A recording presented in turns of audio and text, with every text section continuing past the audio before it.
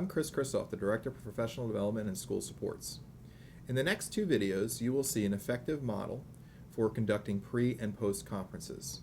Ms. Jennifer Rink, Professional Development Specialist for the Central Region, will be assuming the role of teacher, and I will be assuming the role of principal.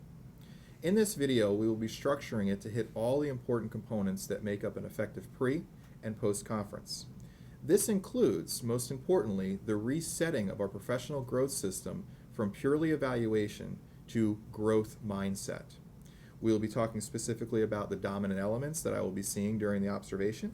We'll be making strong connections to the deliberate practice goal that Ms. Rink has set for herself this school year.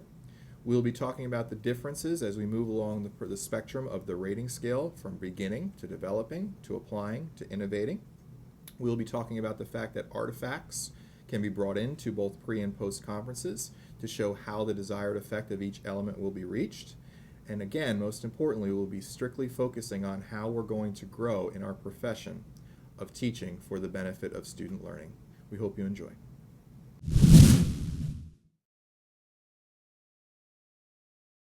You're on. Well, good morning, Ms. Rink. So tomorrow is your evaluation, and I wanted to go over some things about how we're going to be conducting this, and it is a little bit different from last year, so I want to go over that before we even start looking at the plan you have ready for tomorrow.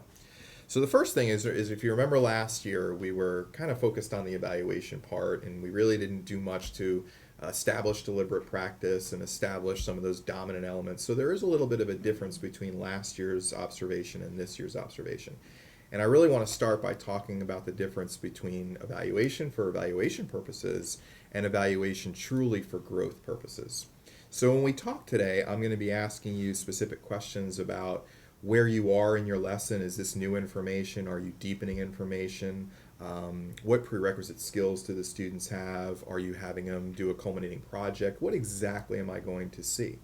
I'm also going to be asking you questions about some engagement techniques you're using and how those routine events like the clear learning goals and scales are going to be covered throughout the lesson. So it's going to feel a little different than last year, but it's really about then setting up me to give you meaningful feedback on a few things instead of covering a variety of things. Because as we've learned in everything we do in education, if you try to focus on too much, it becomes overwhelming. All right? So do you have anything for me? Did you set up the pre-conference form? Okay. Yes, I have a pre-conference form in here, and then I also have my lesson plans in here, and then some class demographic information for you. All right, and you have your own copies, right? Yes. All right. So what I'm going to do is, even though you've done a great job filling these out for me, there are some different forms that we've used in the past, and I'm still going to refer to those because those are the ones you're comfortable with.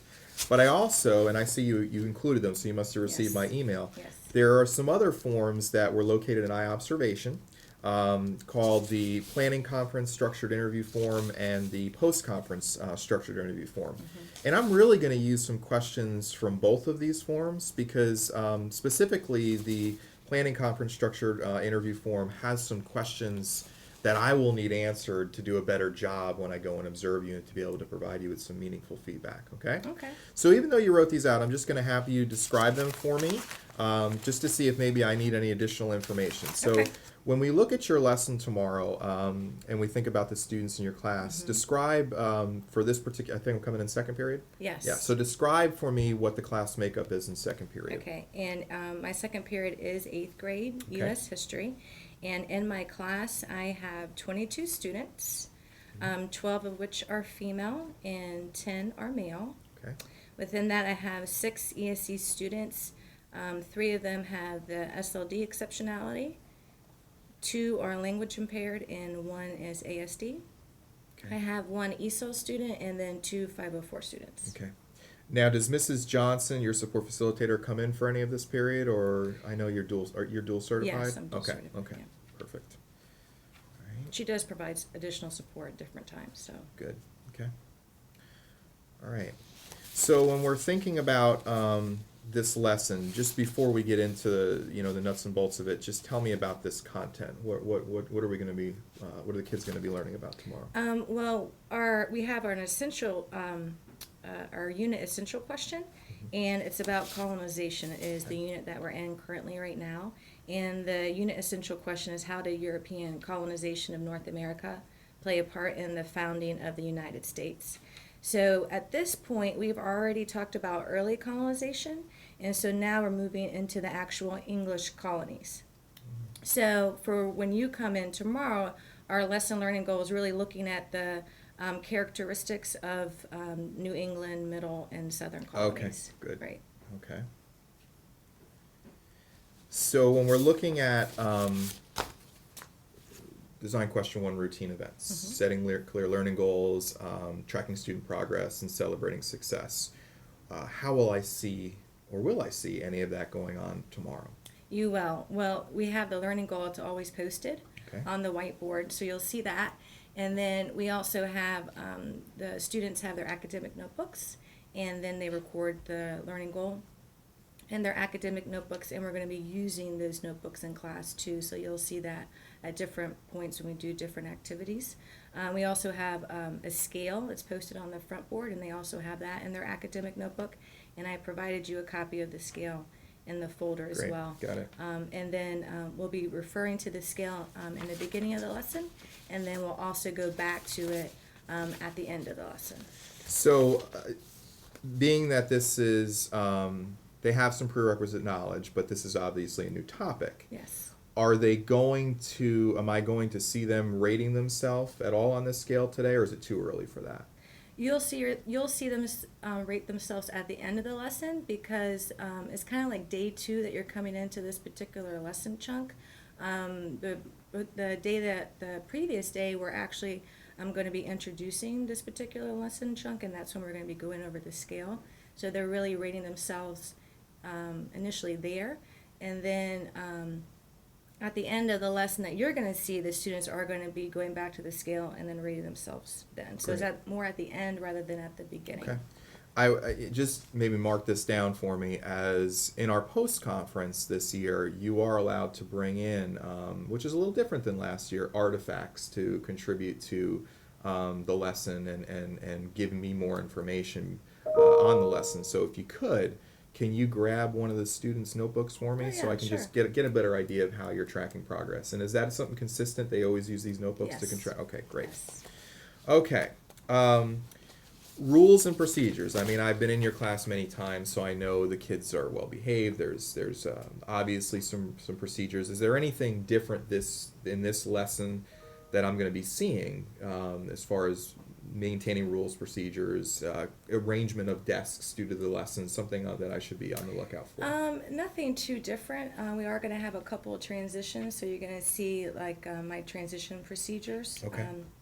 We are going to have 2 different types of group processing. They're going to have a chance to process information with their shoulder buddies, and then we're also going to do an activity where they're processing in groups of 3 and 4. So there's going to be some quick slight movement when we go to that activity. So when you do the group processing or the turn and talk, is that something that you've told them kind of how to do that? They've been doing it since the beginning. Yeah, we established those group procedures. Now, knowing the makeup of your classroom with some language impaired and some ESE students, do you set those turn and talk partners, or do they pick their own?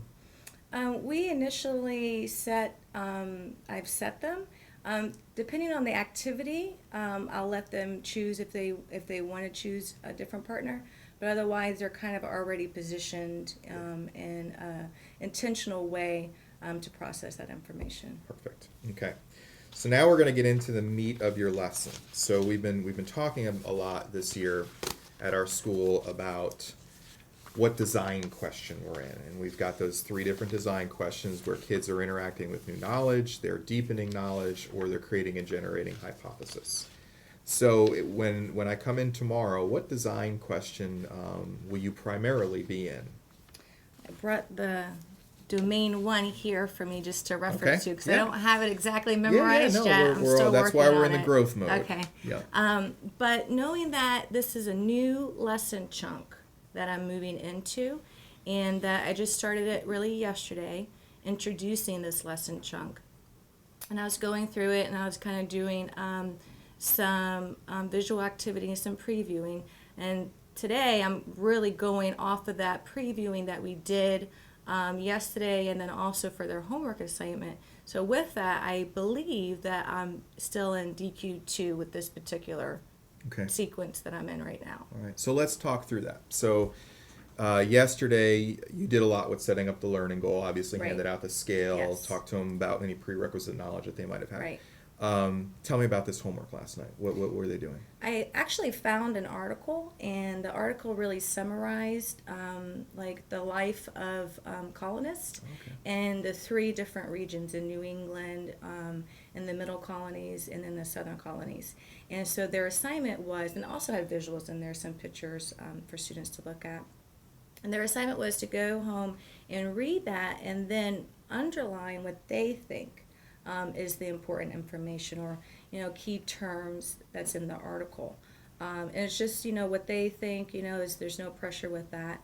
And then so what you're going to see is we're going to start the lesson actually going off of that article, and then students will have a highlighter, and we're going to read through the article, and then I'm going to explicitly tell them Okay. what to highlight. And then so after we go through that process of me identifying the critical information as we read through it, then they're going to turn to their shoulder partners, and then they're just going to process, and do some comparative analysis of what they underlined and why they thought that was important compared to what they highlighted in class, and to see, similarities or differences. Okay. So here's a little quiz. What elements have we just discussed? Previewing, Okay. element 8. Hmm. Identifying critical information, element 6. I guess the shoulder partners would be organizing students to interact. Yep. I said similarities and differences, but that's in DQ3. I don't know if that. Yeah, we're starting that, but we're probably not doing that for deepening purposes. We're kind of more doing that still in that previewing purpose, Okay. or maybe even a little bit about reflecting on how we're learning.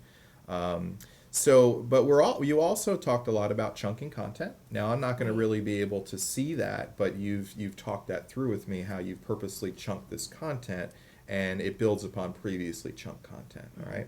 So besides 6, 7, 8, and 9, and what I'm hearing you saying is you're really doing these things simultaneously. Like, you're not saying, well, now I'm identifying critical and now I'm previewing. You're kind of Right. doing it at the same time. You had them preview for the purpose of now identifying that critical information. And by turning and talking to their partner, you're still working through that process of identifying what's critical and what's not.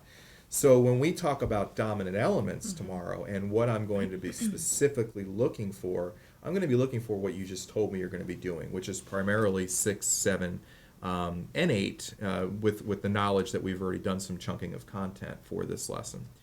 When we look at the rest of those, and I definitely do not have to see them, let's make it clear, I'm not expecting to see all of DQ2 in one lesson. That would be very Okay. hard to accomplish, not impossible.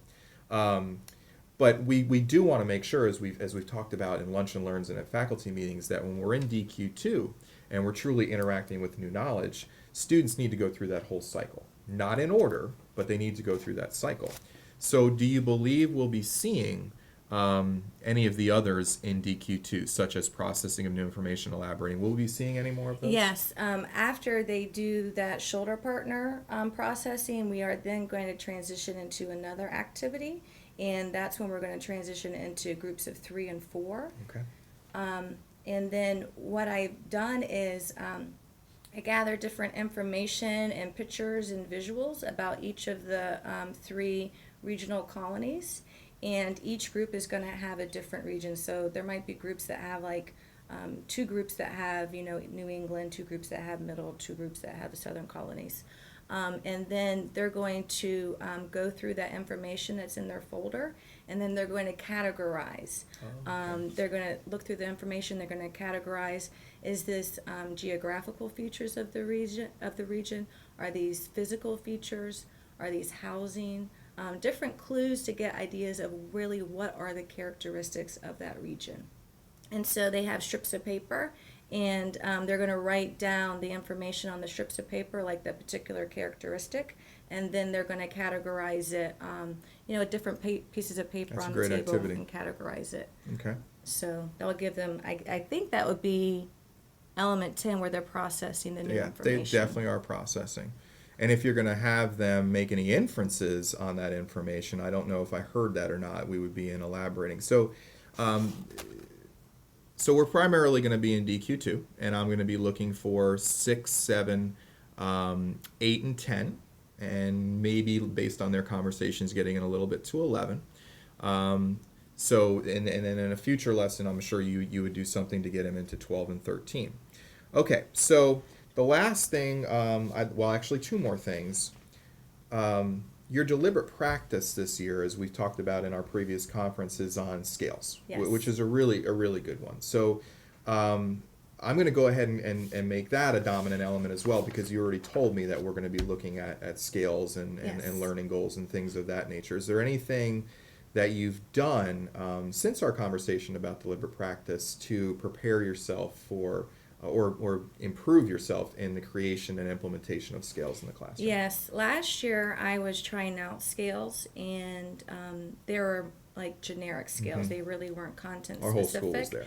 Yes, and so the more I've been learning about it and different things that I've been reading in the videos I've been watching, I've really been trying to tailor the scales to make it more content based, and then also making it more student friendly with the language that's in there. So I've been really working with that, and then really incorporating it more in the actual lessons for students, to look at it at the beginning and the middle and the end, to really reflect on their learning, and then particularly to track their progress. So I've been trying to remember to incorporate that in the lessons. Have you reached out to any colleagues that are just a little further along on their scale, on scales? Like I know Mr. Astley is really good at this. Yes, and he is very helpful in our PLC meetings, and he actually is our PLC facilitator, and he really takes the time, like extra time, to answer some questions and to help me process and figure things out. So Great. yes. Awesome. Okay.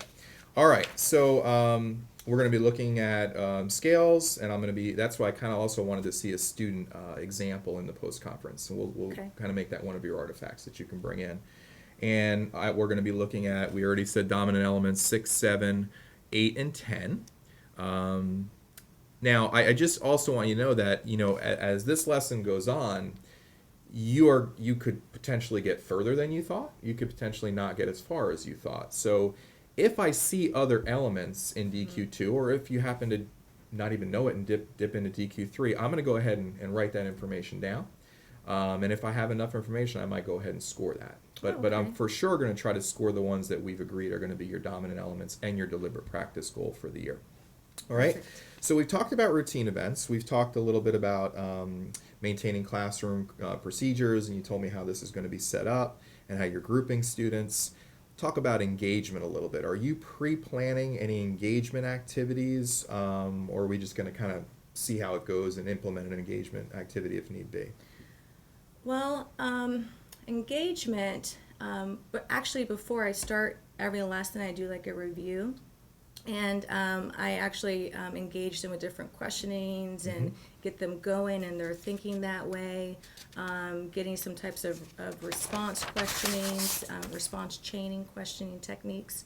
And then also, I think by having them process with partners and then move around and go to groups and really talking with each other, I think that's rather engaging for them as well. Okay. So what we've discussed is DQ1 with communicating learning goals and feedback, and those are considered routine events. We've talked about DQ6, establishing rules and procedures. We have identified that DQ2, which is interacting with new knowledge, is primarily where this lesson is going to take place. We've discussed the dominant elements and the deliberate practice that we're going to see. We discussed a little bit about how we believe the way this lesson is structured is going to be pretty engaging. The last thing I'm going to ask you about, just because we do have, when we're talking about 6 out of 22 that are ESC, how are you going to work with those students and communicate high expectations for all students? I mean, I know that we all struggle with that. Is that something that you're purposely planning and, purposely planning to involve those students and make sure that those expectation levels are high for them as well? I think that was something that we definitely set in the beginning of the year, and part of that is to make all the students feel safe, that when they walk in the classroom, that it's a safe zone, I'm not going to force them to do anything that they don't want to do, but at the same time, encourage them, to set goals, That's a great individual strategy. goals, and to maintain high expectations for themselves. And then also that if they fail at a particular task, that it's okay, and to make sure that we learn from that and that we're all in this together. So I think it's like an ongoing, continuous climate or culture that we've established in the classroom. Great. All right. Is there anything else before we conclude that you would like to inform me of? I mean, we were pretty comprehensive in our discussions. Anything else I should know about tomorrow? I think that's it. Okay. Well, I look forward to coming in tomorrow, and our post-conference is scheduled for the following morning. And I just want to make sure you know that anything that you want to bring in that post-conference in terms of artifacts, anything you've maybe thought about and said, I would have done that a little differently, so I've created this for future Okay. lessons. We can talk about all those things, Okay. because if we're strictly in a growth mindset, we should always be willing to talk and say, well, what truthfully could we have added to this that I'm going to do again if I have to plan a similar unit? Okay? Sounds All right. great. So I'll see you tomorrow. All right, thank Okay. you. All right.